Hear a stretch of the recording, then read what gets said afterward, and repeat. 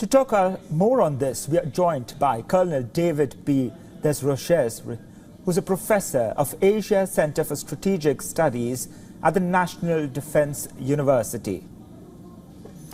Colonel David, thank you for joining us on the broadcast. We are covering the Israel-Iran tensions. What do you make of this entire scenario that's unfolding in West Asia at this point of time? Yeah, well, it's a very tense moment. There's two possibilities. It looks as though the Iranian attack, which is unprecedented in scale and complexity, has been mostly defeated. And it's been defeated by an alliance measure. So not just Israel, but there are reports that American, British aircraft, Jordanian aircraft. I'm sure that there was American notice of missile launches and drone launches, and it looks as though there's also a significant electronic warfare effort that's led to minimal damage on Israel. The question is whether this was the intent of Iran, that they just wanted to signal that they can do something and that they truly believe, okay, we've made our point, this is the end of it, this is our response to the killing of the Iranian Revolutionary Guard generals in Damascus, or if they were really trying to do damage and were defeated. And that determination of Iranian intent will play a large part in how Israel responds. If Israel thinks that this was a serious attack aimed at causing serious damage that they managed to defeat, they will probably try to establish some form of oppositional deterrence to ensure this won't happen again. They will attack Iranian interests directly. Conversely, if they think this was just a demonstration, then they may step back a little bit, not directly confront Iran further, hope to de-escalate that, and focus on their other security challenges.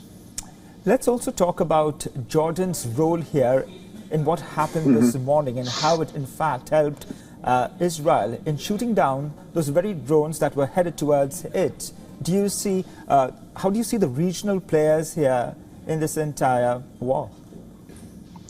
Well, what's interesting about this is the capacity that Jordan has. Jordan said our airspace is closed, and they meant it was closed to everybody. So they didn't want to see Israeli planes going through it, going east, and they didn't want to see anything Iranian going west. Normally when people say that, it means that it's only closed to friendly or law-abiding countries that will respect it. But Jordan has shown that it had the ability to shoot down drones and possibly missiles that were transiting Jordanian airspace. That not only did they declare the airspace closed to everybody, but they ensured it remained closed. That's kind of a new era, and that's a new capacity for a relatively small state. So it shows a level of sophistication that has been developed, operational sophistication, as a result of more than 40 years of close cooperation with the United States and Britain. It's pretty encouraging, I think. Right. And if you also see the United States response after Iran sent the drones and missiles towards Israel, the United States says, in fact, has given an ironclad support to Israel. Do you see any involvement in future? Well, there will always be an involvement in the future. I mean, this was, in many ways, a strategic mistake by Iran. Prior to this intervention, Israel was suffering a series of strategic setbacks. The narrative, when people talked about Israel, they talked about civilian casualties in Gaza. They talked about the need to keep Netanyahu from conducting further operations. They were talking about the World Food Kitchen volunteers who were killed by the Israeli armed forces. And strategic opinion, or popular opinion, was shifting against Israel in the West and even in the United States.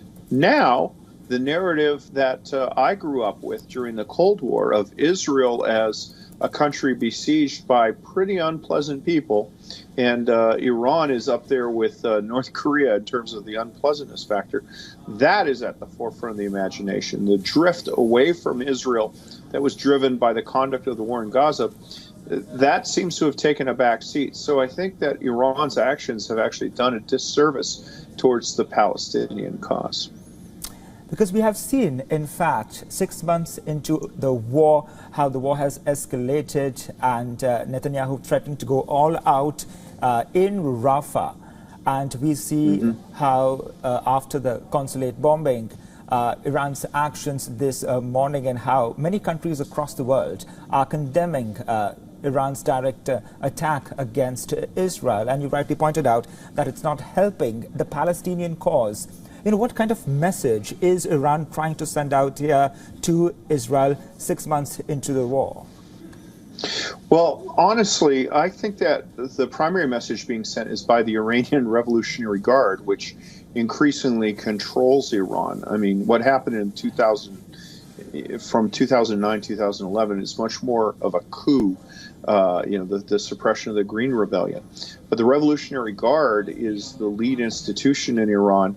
The fact that 3 of their generals were killed with great precision in a city that no Israeli has been allowed to legally enter since 1947 shows that the Revolutionary Guard has been compromised and infiltrated by Israeli intelligence to a great degree. So this regime is leading Iran into a road of isolation. They're running the Iranian economy into the ground, and then they show that they're unable even to keep their own people alive.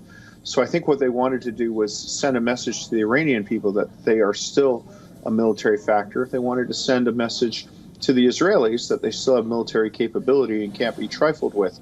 Unfortunately, if that's the case, the fact that this huge attack seems to have been defeated, won't really advance the cause of the Revolutionary Guard in the region.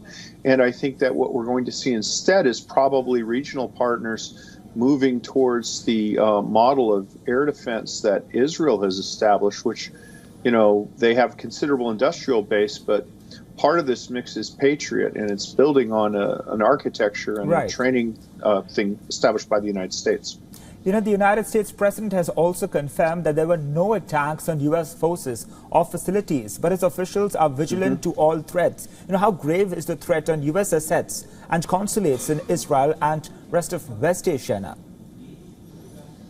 Well, there's always the risk of a terrorist attack. I mean, the Revolutionary Guard in the past, their greatest success against Israel was blowing up the Israeli consulate in Buenos Aires, and with it, the Jewish Community Center in Buenos Aires. That's always a threat.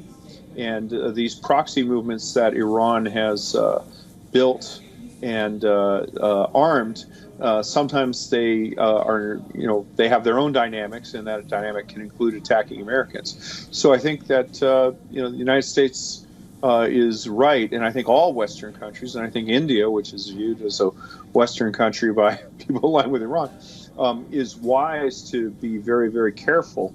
Recall the story this morning was the seizure by Iran of a ship that was due to go to India. So, your concerns and our concerns are still at risk by Iran and by Iran's proxies. Right. And apart from looking at how Biden has reacted, how do you assess Washington's role in West Asia right now? Well, it looks as though Iran has launched a very large attack. In effect, they've thrown everything they can, and it's been defeated. So it's actually, I think that the United States image in Western Asia, at least among our partners, is probably strengthened. And I think that our adversaries are going to have to do a little bit of recalculation, because the theory was that drones and missiles were somehow almost mythically effective, and that you could, if you had them, you could attack your enemy at will. This seems to have been disproven. For all the latest news, download the WION app and subscribe to our YouTube channel.